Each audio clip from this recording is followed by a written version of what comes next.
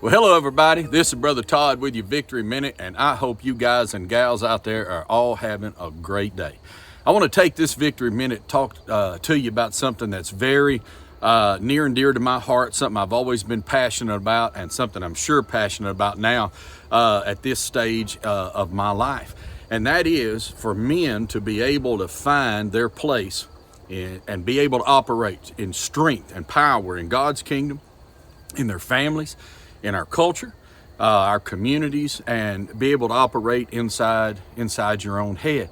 There's never been a time where masculinity and manhood has been under such attack in American culture.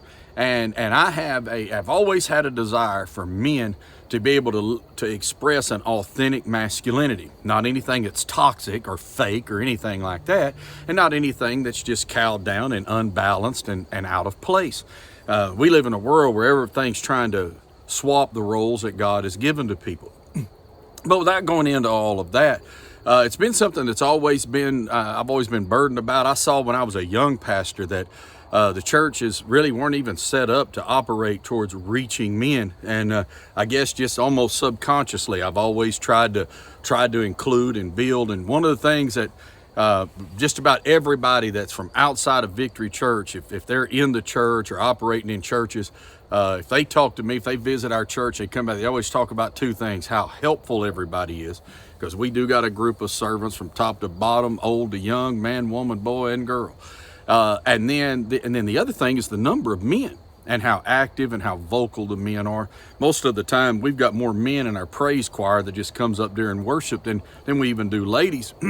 And in fact, I think last week we had Renee and all the guys. But anyway, we were laughing about it. And but there's something that's always been in me about men being able to find their place and to be able to operate where they're at peace, satisfied of mind, content. And I guess just being a guy, you recognize that, that's there, and it goes on, and it's harder for men to be able to express it without looking weak. And regardless of what anybody in popular culture tells you, most men don't like to go around looking or being considered weak. Okay, now they can say all they want.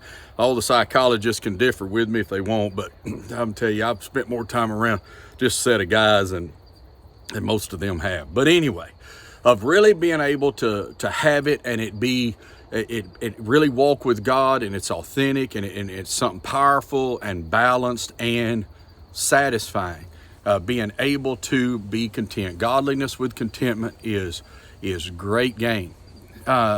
I'm saying all that to say we this week on October the 1st, so it's this coming Saturday, we have a deal we call Man Church. I stole the name from Lake Point Church in Rockwall, Texas. They do a deal for guys. They call it Man Church, and we do too. And it's just a men's only deal at 5 o'clock. This time we always eat something that's not really the most healthy thing in the world, whether it's hamburgers or steak or whatever. But about to fall over, prop my foot up on this truck. But we're having a big fish fry. We have a big fish fry that starts at 5, and I hope you can come. And then at 6, we have a worship service. I got a message. The message I'm going to preach, Lord's already kind of give it to me. It's called Running on Full. Running on Full. It always feels good to get in the truck, get in the car, and look down, the gas gauge is full. You're getting you ready to go. My little wife hadn't seen a gas tank. She can't run down to nothing. And she's going to kill me for saying this I told her, I said, look, woman, let's do this. A quarter of a tank is empty, and we'll stay married and not get divorced if you can keep it around a quarter of a tank. Because we live way out in the country. It's hard to get to a hospital if you had to, I'll get in the car. It's the first thing I do. I look at that gas gauge, and I'll either look at her and smile because it's full or close to it, or it'll be just dead empty. She don't do it as much anymore, but when we were young, oh my goodness, she'd have that thing crowding empty now. And this was before you had a little computer telling you how many miles to go. It's fulfilling to be able to run on full. Well, how do you run full? How do you run full spiritually, emotionally, relationally, right? Mentally, physically? How do you run on full? And how can you use the things God's given us in life to be able to offset? Because the reality is the things we deal with in life are draining. Serving the Lord's draining. Taking care of a family's draining. Now, this is a man and a woman thing, but we're going to be talking about it in particular with the guys. Now, I want to encourage you to come because we don't show this live. We don't do it live. We don't broadcast it out live. For those of you that are out there in internet land, we hadn't had Man Church since COVID, and well, the last one we did, I got COVID, so I didn't get to be there. But I think what we're going to do is we're going to record it, and then we'll broadcast out just the message. We're not going to do the worship. We're not going to do anything with the invitation or anything that happens after. It'll just be the lesson itself, and probably release that. We got a big rule at Man Church. We have the 10 Commandments of Man Church, and one of the 10 Commandments, and the first one, is what happens at Man Church stays at Man Church. And it's hard enough for guys to open up, and it's not really in our natural bent. And so you sure don't want to be running around telling everybody's business or people watching it or something like that. It keeps them from being authentic. Most guys, or a lot of guys, unless they're just real extroverts. But we're going to be doing this on the 1st. And I want to really encourage you ladies that watch this to get your guys to come, because there is nothing more draining than dealing with a husband that is on empty. God bless some of you. I know you're dealing with it. How do you get them to be on full? If you're raising teenage boys, it's a great thing to get them to. If they can drive there, get them there, whatever. We can get pretty straight at Man Church. There may be some things, if you've got younger boys that you might not want them hearing right now, I'm going to let you be the judge of that. But again, it can be pretty straight. I will talk about things, in fact, and I'll even talk about them in ways that I never would on a Sunday morning. You got to kind of read your room a little bit, and but there are things need to be talked about, but they typically are things we talk about within, a conversation of just a few guys, or just me with another guy or something like that.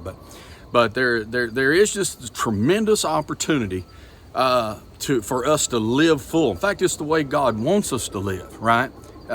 To be able to be filled with the Spirit to the point that we can have joy and we can have power beyond our circumstances. And if you're dealing with grief, or you're dealing with illness, or you're dealing with financial difficulty, or you're dealing with that marital strain, or things going on within family, work, whatever, I'm telling you, this Man Church is going to be something that you're going to be able to, you're going to talk about plug and play. You're going to be able to pull it right out and stick it straight into your life. You'll have a better Sunday morning if you can be at Man Church on Saturday night. So I just sending this out. I'm going to boost this thing up and just invite you again. If there's no way, now, you live more than a couple hours off. I understand it's hard to get to Victory Church in Scurry, Texas by 5 o'clock on Saturday. We're in there about an hour and 15 minutes maybe.